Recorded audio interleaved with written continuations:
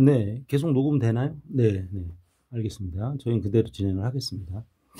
자, 하던 얘기를 계속 할게요. 교회가 젊은이들의 질문에 대응하지 못하는 이유는 진리의 방어력보다는 권위의 방어력에 의존해 왔기 때문이다라는 의견을 주셨는데요. 맞는 말씀입니다. 사실은 이 진리의 방어력 상당히 필요한 겁니다. 이 사탄과 마귀가 우리의 영적 부분을 침탈하려고 접근해 왔을 때, 또는 이미 영적 부분에 상당히 중요한 깊숙한 부분까지 들어왔을 때, 요즘 젊은 청년들 수뇌부라는 말 많이 쓰잖아요. 수뇌부까지 점령을 하러 들어왔을 때 진리의 방어력이 가장 필요한 겁니다. 그렇기 위해서는 영적인 부분을 방어하는 진리의 방어력, 그 본질이 무엇입니까? 그건 바로 우리의 영이 성령과 접속해 있는 겁니다. 그것만이 사탄과 마귀, 그리고 우리를 힘겹게, 우리를 피곤하게, 지치게 그렇게 만들어서 좌절하게 만들어버리는 사탄의 계략에서 벗어날 수 있는 유일한 방법이 바로 진리의 방어력입니다. 그런데 지금 교회는 이런 진리의 방어력을 우리 젊은이들에게, 이 교회를 자꾸 떠나고 있는 젊은이들에게 이 진리의 방어력, 방어선을 구축해주고 그것을 크고 강하게 만들어줘야 될 책무가 있음에도 불구하고 그거를 온전히 지키지 못하고 돕지 못하고 오히려 청년들이 고민하고 갈등하고 경제적 문제, 이성적 문제, 결혼에 관한 문제, 직장에 관한 문제, 그리고 친구 관계, 뭐 상당히 많은 고민들이 있어서 저도 청년분들과 상담을 하고 답변을 드리고 있지만, 그런 문제들에 대해서 좀 속 시원한 답을 주지 못한다고 해야 될까요? 네. 그런 부분들이 있고, 오히려 권위에 대한 방어 기제라고 해야 되나요? 너무 깊숙이 질문에 들어오면 성경에 대해서 잘 알지 못하는 입장에서 나이 드신 분들이 그걸 뭐하러 묻느냐, 그건 좀 불경한 거다, 이렇게 답변을 해버림으로 인해서 청년들은 그냥 실망하고 좌절하고 교회를 떠나버린다고 하는 거죠. 그렇죠. 그런 신뢰들이 많은 것도 사실입니다. 그렇죠. 로그인, 로그아웃님께서 질문을 해주셨네요. 가나안 교인이라고. 네, 그렇죠. 요즘에 쓰는 말이죠. 가나안 교인이라고. 이 가나안을 바꿔서 뒤집어서 말하면 안나가 교인입니다. 네. 청년분들 중에서도 가나안 교인이 꽤 생기시는 것 같아요. 뭐 예수 그리스도는 믿지만 꼭 교회에서 생활을 해야 되느냐, 공동체 생활이 뭐 필요하느냐, 근데 개인적인 신앙을 가지고 있으면 되는 게 아니냐, 뭐 이렇게 지금 계속 댓글들을 올리고 계신데, 맞습니다. 그런 의견도 공감을 합니다.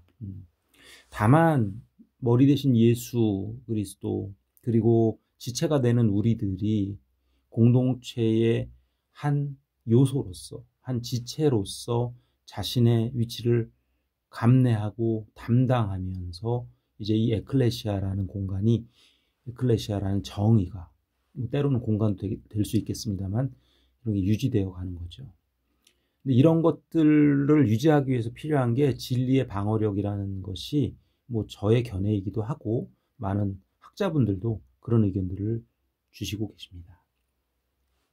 그럼 이제 실질적인 답변이 되겠네요. 오늘 테마에, 오늘 질문해 주신 거에 실질적인 답변이 이제 나왔습니다. 지금 댓글로도 굉장히 좋은 글들, 좋은 아이디어들을 많이 주십니다. 네. 교회에서 성경에 관한 토론을 하면 어떠냐? 그것도 좋죠. 왜냐하면 이게 그 목사님들과 장로님들에게 질문해서 해결될 일이 아니라고 판단되시면 젊은 청년들끼리 모여서 자신들이 공부한 것을 가지고 와서, 다만 이제 목사님 한두 분이 앉아 계셔야 되겠지만 본인들의 의견 그리고 질문을 충분히 개진을 하고 거기에 대해서 본인들이 공부해 온 것으로 답변을 하면서 같이 성장해 갈 수 있는, 아까 좀 전에 말씀드린 진리의 방어력이 점점 강하게 구축될 수 있는 계기가 될 수 있겠죠. 교회에서 토론하자, 이건 상당히 좋은 아이디어인 것 같습니다. 지금은 교회에서 예배를 드리고, 뭐 주일 예배든 공식 예배를 드리고, 그 다음에 뭐 바이블 스터디를 하는 교회가 있고, 제자 훈련을 하는 교회가 있고, 여러 각자의 교회 사정에 맞춰서 하고 있긴 한데 이게 본격적인 성경에 대한 토론은 많지 않은 것 같아요. 뭐 유튜브 방송을 보면 그런 토론들이 있기는 한데 교회 내부에서 성도들 간에 토론 대회라고까지는 좀 뭐하지만 토론하는 시간을 그리고 장소를 교회에서 제공해 준다면 저희 교회부터 먼저 실천을 한번 해볼 생각입니다. 참 좋은 아이디어네요. 이게 지금 본인들이 궁금한 것을 본인들이 찾아서 최대한 노력을 해보고 그 다음에 신학적으로 막힐 때 또는 이제 뭐 히브리어 원문이라든가 헬라어 원문에서 좀 찾아야 된다든가 그 원래의 원문의 의미를 좀 궁금해 하시거나 답변을 해드려야 될 때는 목회자들이 좀 도움을 드릴 수 있는 부분이니까 그렇게 해서 하시는 건 참 좋은 것 같아요. 시대가 많이 바뀌어서 옛날과 같은 상황이 아닙니다. 지금은 예. 이 젊은 청년들이 상당한 지식을 갖고 있고 이미 사회에서는 뭐 교육의 레벨로 봐도 상당히 높죠. 예. 근데 그런 분들이 성경을 읽다가 궁금해서 질문을 하면 예전에 이제 신학교를 나오시거나 뭐 신학대학원에서 공부 안 하신 분들도 있잖아요. 그냥 목사님들 그런 분들은 이런 고퀄리티의 질문을 하면은 사실 답변을 못하는 경우가 있긴 하죠. 궁극적으로 어떻게 하면 젊은이들이 교회를 떠나지 않게 할 수 있을까? 사실은 이게 오늘 테마가 될 수도 있습니다. 저도 고민을 많이 하고 있지만 아주 간단하고 쉬운 해법은 없어 보입니다. 다만 이제 제가 몇 가지 방향만 제시할 수 있는데요. 먼저 좀 전에 아이디 뭐였죠? 미카엘님이 의견 주셨던 것처럼 질문을 환영하는 신앙 공동체를 만드는 것은 상당히 공감합니다. 교회에서 토론을 하는 토론의 장을 만들자라고 하신 말씀을 달리 조금 표현하면 질문을 환영하는 신앙 공동체 이렇게 이름을 붙이면 어떨까 싶습니다. 질문을 하면 일단 난색을 표하죠. 답변하기가 어려운 정도의 질문들이 많거든요. 요즘 청년분들이 하는 질문은. 때문에 질문을 환영하는 신앙 공동체를 만들려고 노력할 필요가 있다. 질문은 믿음의 적이 아니라 사실은 성숙의 과정이라고 생각합니다. 의구심을 가지고 질문하는 청년들은 이게 지금 의심이 나서 이 의심을 해결해서 내가 교회를 떠나자고 질문하는 분들은 없어요. 오히려 이 의구심을 해결해서 내가 더 믿음을 견고히 하고 그 실증적 가치관을 가지고 믿음을 더 견고히 하자 이런 차원에서 질문하시는 청년들이 대다수거든요. 저도 실제 이 사역을 하면서 느낀 것은 청년들은 상당히 저돌적이긴 하지만 진지합니다. 질문할 때 장난스러운 게 없어요. 오히려 어른들이 그 답변을 못하면서 청년분들이 실망하는 경우는 있어도 청년분들의 질문은 상당히 설득력 있을 때도 있습니다. 따라서 저는 그렇게 정의합니다. 감히 질문은 믿음의 적이 아니라 성숙의 과정이다. 목회자와 교회가 이런 태도를 가질 때 젊은이들이 교회를 신뢰하게 됩니다. 그리고 목회자를 신뢰하게 되죠. 그래서 교회를 떠나지 않게 되는 것입니다. 질문을 막고 입틀막 해서 뭐 그들이 뭐 입틀막 했다고 교회에 대해서 나와서 그래도 나는 믿겠다 이런 친구들이 몇이나 있겠습니까? 솔직히 본인들이 궁금한 것을 100% 가려운 것을 긁어줄 수는 없지만 저 같은 경우는 시원하게 긁어드릴 수 있으니까 편하게 질문하시고요. 할 수 없지만 교회를 어쨌든 신뢰하게 만들어야 될 책임이 있는 거죠. 기성교회가. 그리고 성경의 인물들 예를 들면 욥이나 다윗이나 예레미야 그리고 예레미야 선지자 그리고 예수님의 제자들도 그랬죠. 하나님께 질문하고 예수님께 질문하고 때로는 언쟁하고 이런 싸우면서 자기들이 궁금한 것들을 해소하려고 하는 그런 고군분투의 현장이 성경에도 아주 낱낱이 기재가 되어 있습니다. 기록되어 있어요. 그런데 그냥 지금 목사님들, 장로님들이 자신이 모르는 답변하기 어렵다고 해서 그것을 회피하거나 면박을 주거나 이건 저도 사실 공감하기 어렵습니다. 그런 행동들에 대해서는. 그리고 젊은이들이 교회를 떠나지 않게 하는 대안으로서 제가 생각한 건 지적인, 신학적인 대화의 장을 마련하는 게 어떠냐 하는 것입니다. 단순한 성경 공부, 바이블 스터디가 아니라 성경에 대한 토론, 신앙과 과학, 의학, 그리고 성경에 대한 해석, 이런 워크숍들을 교회에서 일정 부분 재정을 투자해서라도 진행을 해야 된다고 봐요. 그래야만 청년들이 똘똘 뭉칠 수 있고 자신들의 의구심이 해결되고 자신들의 죄악, 지금 술을 먹어도 되는 건지 혼전관계가 문제가 없는 건지 자위하는 것은 문제가 없는 건지 이런 많은 고민들을 갖고 있는 이 젊은이들, 이분들의 이 고충을 조금이라도 해결해 줘야 그래야 청년분들이 교회에 남아있지 않겠습니까? 지금 떠나는 청년분들에게 인터뷰를 해보면 대다수 그래요. 교회에는 답이 없다. 목사님한테 물어도 답이 없다. 뭐 이런 답들이 많다 보니까 저도 어떤 때는 조금 창피할 때가 있어요. 같은 기성세대로서. 어쨌든 성경 진리의 분석과 사고의 장을 만들어야 되는 건 사실이라고 생각합니다. 그래야만 믿음과 이성의 조화가 생기는 거죠. 이 믿음과 의심은 사실 종이 한 장 차라고 생각을 합니다. 이 믿음과 의심이 상당히 멀어 보이지만 그 믿음과 의심을 가까이 끌어당겨서 접붙여주는 것, 그게 교회의 할 일이에요. 이제 시대가 바뀌었고 젊은이들의 생각이 바뀌고 그들이 배운 지식도 바뀌었는데 구태의연한 옛날 사고방식을 가지고 불경스럽다라는 답변으로 청년들을 교회에 붙들어 놓을 수 있겠습니까? 나오라고 할 수도 없는 거예요. 사실 창피한 일이죠. 그리고 진정성 있는 리더십도 필요하다고 생각합니다. 목회자분들께서 나는 다 알아. 내가 몇 년을 목회했는데 난 성경을 다 알아. 라는 태도보다는 나도 배워가는 중이다. 나도 하나님께 여쭙는다. 나도 주석을 읽고 논문을 읽고 신학적 글을 많이 찾아보고 있다. 라고 솔직하게 말씀해 주시는 것이 오히려 청년들에게 안도감을 주고 신뢰감을 주지 않겠습니까? 저 역시 그래요. 내가 다 안다가 아니라 아직도 멀었다. 나도 아는 건 정말 뭐 이제 수박 겉핥기가 아니라 이제 조금 들어갔다 표피해서 이렇게 항상 표현을 하는데, 기존 목회 하시는 분들이 이런 마인드, 진정성 있는 리더십을 좀 가지고 나도 배워가는 중이다 라고 솔직히 말하면서 우리가 같이 찾아보자, 이런 마인드를 가지셔야만 청년분들이 교회에 남아서 오히려 더 많은 것들을 배우려고, 또 배울 게 있다라고 판단하지 않겠습니까? 겸손한 목회자의 모습, 그것은 젊은 세대에게 훨씬 신뢰감을 줄 겁니다. 그리고 겸손한 리더십이 청년들의 신앙을 더 깊게 만들 것입니다. 아울러서 공감과 공동체의 회복 반드시 필요합니다. 교회는 젊은이들에게 네가 여기 있어줘서 참 고맙다. 네가 이곳에 있기 때문에 우리 교회가 훨씬 더 건강하게 성장하고 있어. 라는 메시지를 그 청년들에게 계속해서 심어줘야 합니다. 청년들이 교회 나와서 소속감도 없고 나와 있어도 니들 어린애들이 니네가 뭘 알아. 내가 목회 40년 했는데.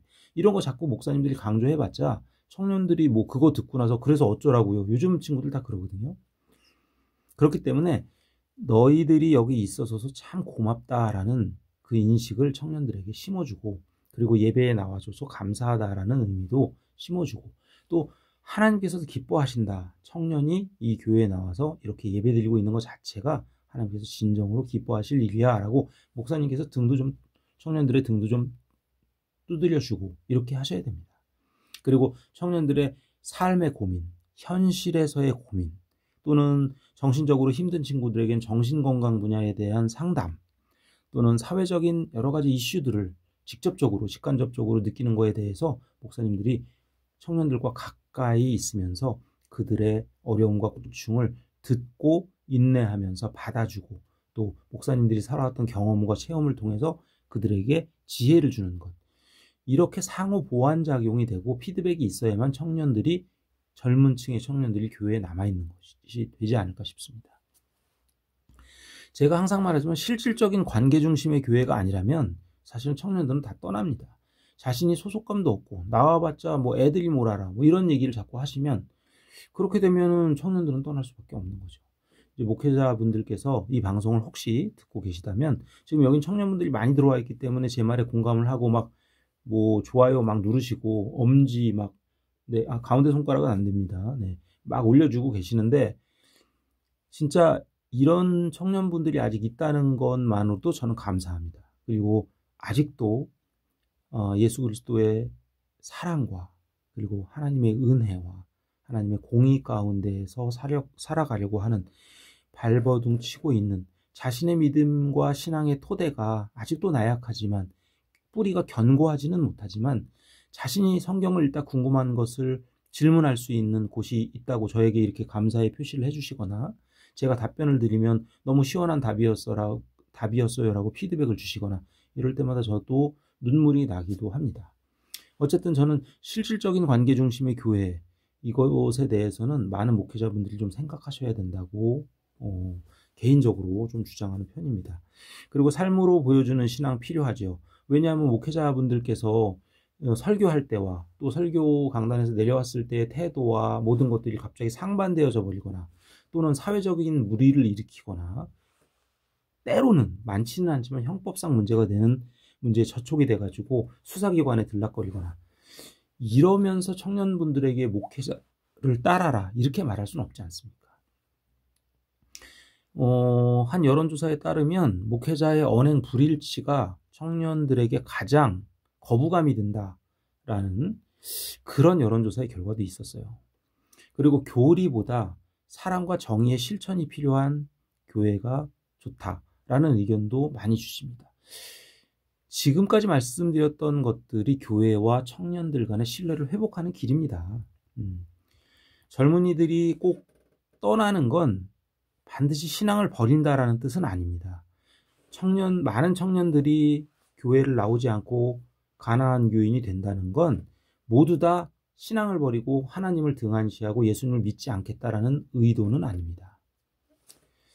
마무리 말씀을 드려야 되는데요. 벌써 16분이 다 됐어요. 생방송 계속 이어가고요. 유튜브 녹음은 20분 정도 됐을 때 끊으실 것 같습니다.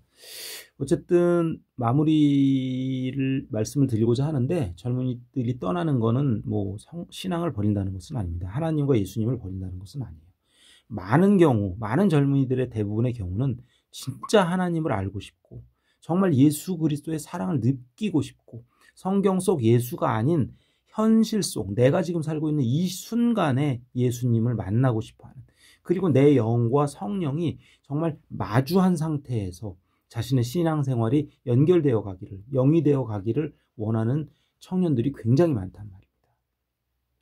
그런데 교회에서는 그분을 찾을 수가 없었다는 거죠. 그냥 형식적인 예배 그리고 찬양, 헌금, 봉사 그리고 끝나면 다시 일주일 동안 자신의 삶으로 돌아가서 죄를 짓고 다시 교회 문을 두드리고 1시간 동안 회개하고 찬양하고 다시 돌아가서 일주일 동안 죄를 짓고 이게 계속 반복되다 보니까 매너리즘에 빠지는 거죠. 그리고 자기 자신에게 의구심이 들지 않겠어요? 자괴감이 들지 않겠습니까? 당연히 교회에서 하나님과 예수 그리스도를 찾지 못해서 떠난다고 하는 청년분들의 그 의견 거기에 대해서 저는 잘했다 잘못했다 말씀을 드릴 수가 없어요.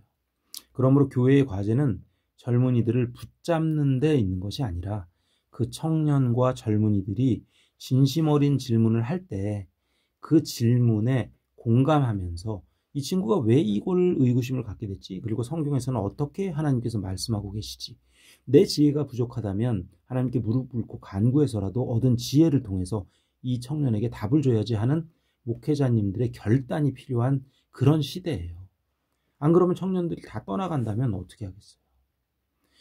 그것만이 청년과 교회가 서로 상호 교감하고 보완하면서 귀한 공동체로 존재할 수 있게 되는 유일한 방법임을 믿습니다. 생방송에서는 계속 기도와 찬양을 계속 하고요. 유튜브 방송은 끊는다고 하니까 유튜브 방송은 다음 회에서 만나 뵙도록 하겠습니다. 감사합니다.